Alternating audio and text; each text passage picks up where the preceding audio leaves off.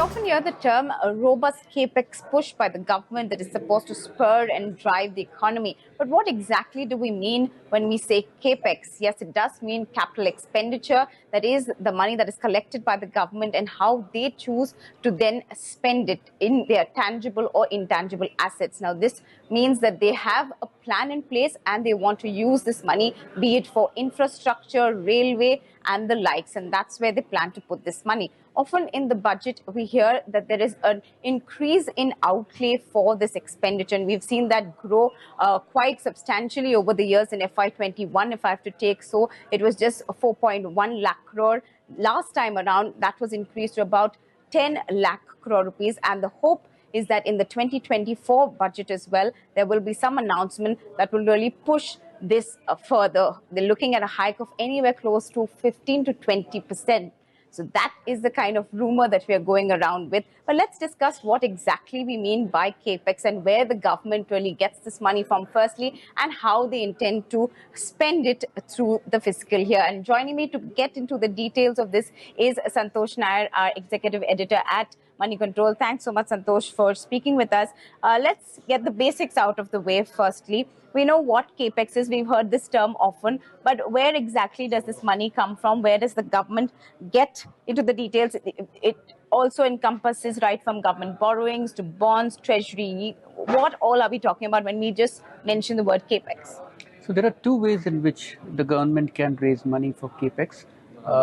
One is tax revenues, and the second one is through borrowings. So these are the two major sources for the government. So when the government's expenditure exceeds that of its income, that is when typically you get a deficit. So in this case, in capex, you'll see the government spending primarily on building hard assets, which is roads, ports, and railways, where there's been a significant allocation last year. These are the hard assets. This has a multiplier effect because it helps create jobs.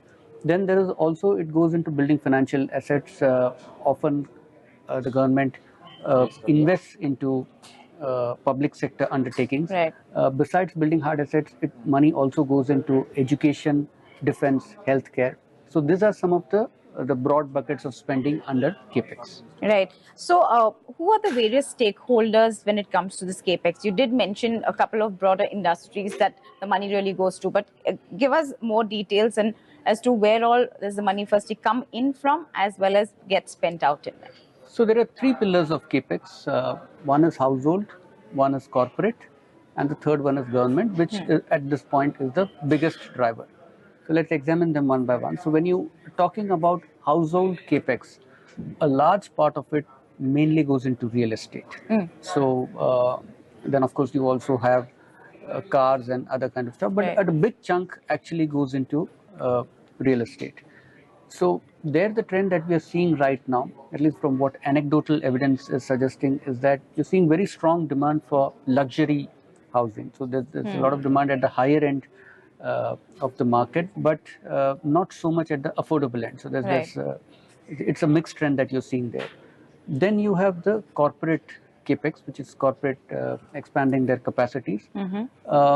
They have been a little slow because again here it's anecdotal evidence that they are a little not very certain about demand at this point of time and how the global situation will play out. So they have not been going about it in an aggressive manner. Yes, they are doing, they are expanding capacity, but not as aggressively as you had seen earlier during the bull market of 2007-8. So they are a little more guarded at this point in time. Right. Lastly, we have the government, which has been doing much of the heavy lifting. They've done a fantastic job. And it's not just the central government. You've also seen the state government going aggressively for capex. And that also partly could have to do with the fact that the central government has been giving incentives to the state government to for capex spent, which the state governments have been making full use of. So at this point, very clearly, it's government which is doing much of the heavy lifting in capex. Then you have corporates and lastly households. Right. Now also let's break down this term. We often hear of front loading of this capex. What exactly do we mean when that word is used there? Because people might not know this. So for a common man, what really are we talking about? So that basically means that if the government has earmarked a certain portion to be spent on capex, uh, it can be done in multiple ways. Either you can spread it evenly across the budget year, Right. or you can spend a good chunk of it in the early part of the year. There could be many reasons for that. One could be that you need to stimulate the economy immediately. Right. The other could be that probably interest rates are low, and you might want to, take advantage of that before it starts moving up again. That's a Right. key factor.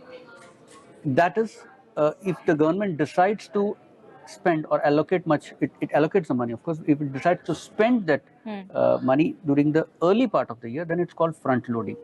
Back loading is when it says that, okay, this is the amount that's been earmarked, but let's spend it towards the end of the year. Now, in this case, you have interest rates which are quite high, but they're likely to come off as the year progresses, because there is talk already that the Fed may cut rates, and once the Fed does it, you will also have the RBI cutting rates. So interest rates clearly are set to go lower. So that could be one consideration.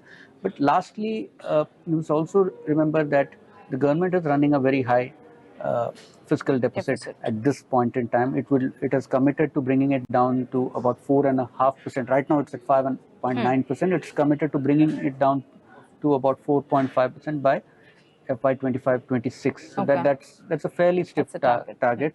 So either you can do it by increasing taxes, but then if you increase taxes too much, there is a chance that it could hurt demand also. True.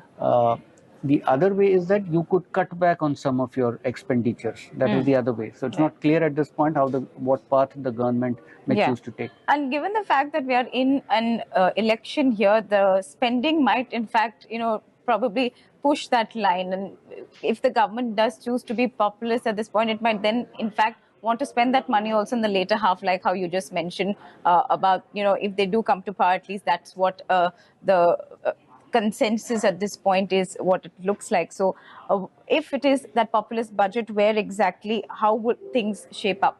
Well, if it's a populist budget, I think there would be a fair bit of allocation for rural, because that is where the stress obviously seems to be. So the government may have to do something there. In 2019, now if you look at the previous two interim budgets, one in 2014 and the other one in 2019, both were populist. Actually, they are not meant to be. It's not a full-fledged budget actually, but they've been used as an election tool first by the UPA, then the NDA also followed suit.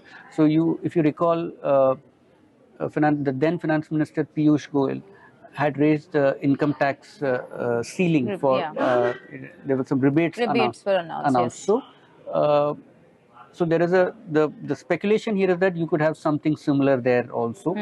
Now again, but if you look on the other side, the government is riding high at this point. It has won the state elections convincingly. So if it is indeed certain of coming to power, then it remains to be seen whether they would decide to defer some of these SOPs instead of announcing it right now, because the economy is doing well, government's popularity is high.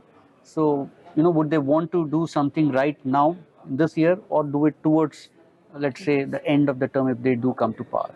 Right. So we'll have to wait and see what really comes out in terms of announcements, as well as how the government then plans to implement it eventually if they do come back to power. But my final question to you is regarding bonds, because that also makes some part of how the government works in its function and where it gets to spend. There is going to be India going to be included into JP Morgan's government bond index by June this year. How much will that really change? In fact, also now speculation that Bloomberg too might add India. How much does that really make a difference to the money coming into the government's coffers? Are we looking at a good enough amount, and could they really, bank on something like this? So, Stacey, when typically any country's bonds get included in a global bond index, more global investors, international investors, start looking at the country. And now you also have a situation right now where India's economic performance is much better than that of most other countries. So clearly there will be more interest. So what the inclusion in a bond index typically does, the way it works over the longer term, is that when more investors participate, which means that there's more demand for the bonds, the government will be able to raise money at a lower cost. That's one advantage. Secondly, when you have dollars flowing in through these bonds, Right. that will also lend a certain stability to the currency. So that's the second big advantage. And thirdly, if you have currency stability and you have also lower borrowing costs, then at some point it could also result in a rating upgrade. Of course, none of this is going to play out immediately. These all play out over time. But these are some of the ways in which the inclusion of a country's bonds in a global bond index, the way it changes the situation on the ground. Right. Santa, my final question is how much do you think there could be a change in this number? We are already at 3% to GDP when it comes to Capex. Do you think the government would want to really take a chance and increase that or hike this amount for this coming budget?